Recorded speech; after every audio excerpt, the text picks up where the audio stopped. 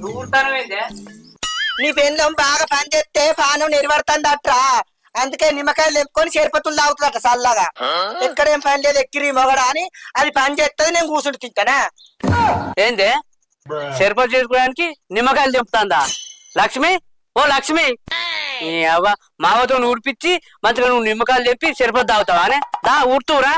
అయ్యో నీకు కూడా నీ అవ్వలాగా ఉబ్బ అవుతలేదు కదా. ఈ నిమ్మకాయలు నింపుకొని సరిపోయి ఊరు తాగరాదు. ఓ ఒక్కటే ఆగం పట్టిస్తారు మనిషిని. ఒక్కటే ఆగం పట్టిస్తారు మనిషిని.